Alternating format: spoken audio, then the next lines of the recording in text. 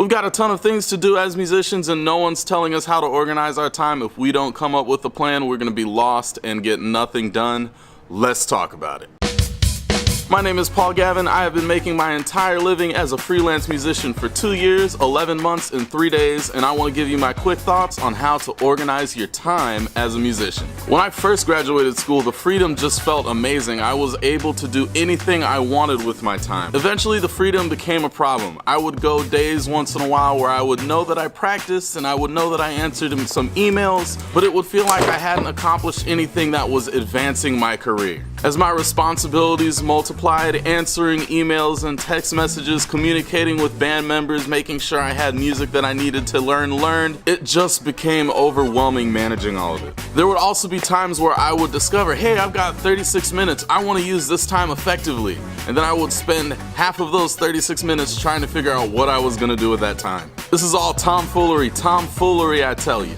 But then I discovered Wunderlist. It's an app that I use on my phone and on my computer that is kind of like a to-do list, and I use it to organize all of my ideas and to organize my day. So basically what I want to share with you is how I use Wunderlist to organize my day. There's 2 ways to use it. Organize your day. First of all, throughout the day, tasks pile up. I discover I need to email this person, and this person needs me to follow up on this thing, and this band director needs this from me. I throw all of those in Wunderlist, and then I forget about them. I trust that I'll get to them at the right time because I use Wunderlist almost every single day to organize my tasks, and that's how I do it. So I know that once it's in Wunderlist, I don't have to worry about it anymore. I let it go from my mind, and that is enormous freedom, let me tell you. At the end or the beginning of each day, depending on when I get to it, I will go through Wunderlist and I will look at the tasks that are in there and I will simply put them in order. The order kind of depends on a couple things. Usually priority is a big part of it. What's the most important thing for me to get done today? I usually put that very early in the list. It also helps to get a couple easy tasks done first so you can feel like you've got some momentum. So I usually put a couple of those first as well, the kind that'll only take 2 or 3 minutes each.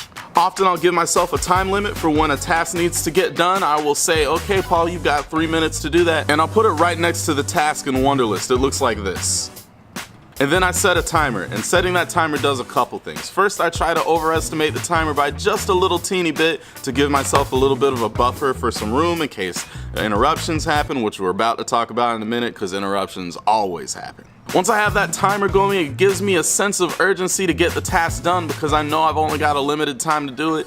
Is it artificial? Yes, absolutely, but it helps me stay organized and helps me stay moving. So now that I've organized my tasks in Wunderlist, I've put them in order in a way that makes sense for the day, the next thing I do is I obey my list. Look at me. Obey the list. Just trust the list. Say it with me. Obey the list. Specific projects. The second way I use Wunderlist is for specific projects. So for instance, my band just did a show recently, and the way I made sure that I would get everything done for that show is I put all of the tasks that had to do specifically with the show inside that list.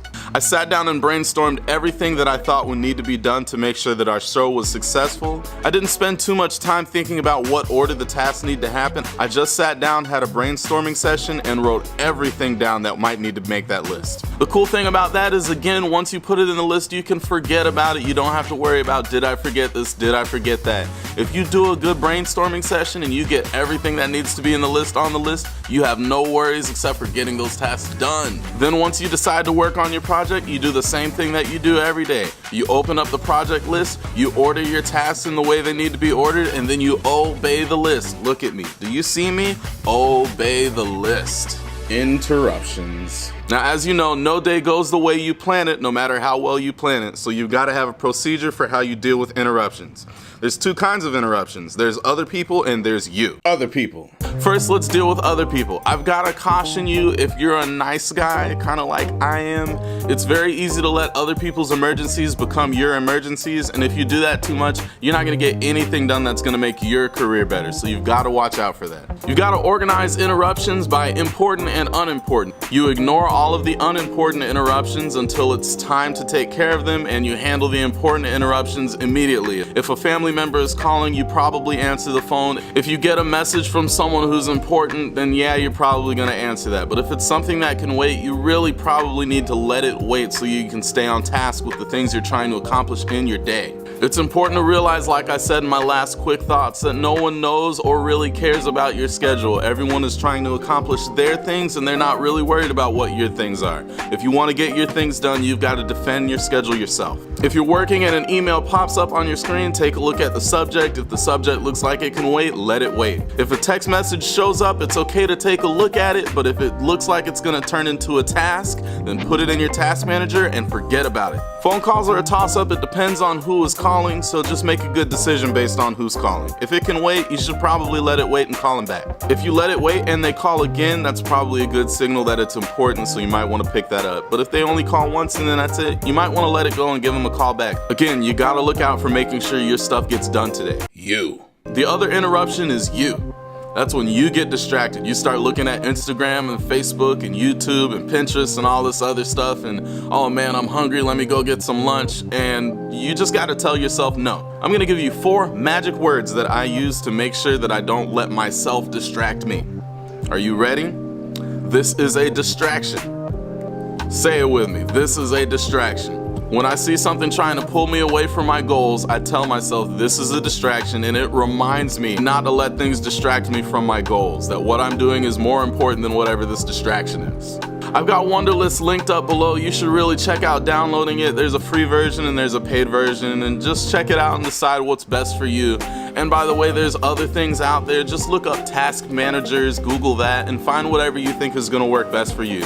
But I strongly recommend finding something that's gonna help you organize your time. We've got so many things to do, and if we don't make an effort to get things organized, we're not gonna get anything done, and we're gonna feel stuck in our careers, and we can't feel stuck in our careers. Hey, leave me a comment below letting me know what you do to organize your time and manage all of your projects. I've shared my idea, but I'd love to learn from whatever your ideas are. On this channel, I do drum cams and educator resources, and I also do a vlog that gives everyone kind of an idea of what it's like to be a freelance musician. If any of that interests you, I'd love for you to subscribe. I want this to become a community where we can all help each other out. I think there's a lot of negativity out there about the music business and how to have a freelance career. I just want to encourage you, don't let that stop you from following your dreams. Me and you, let's lock arms, lift each other up, and rise together, okay?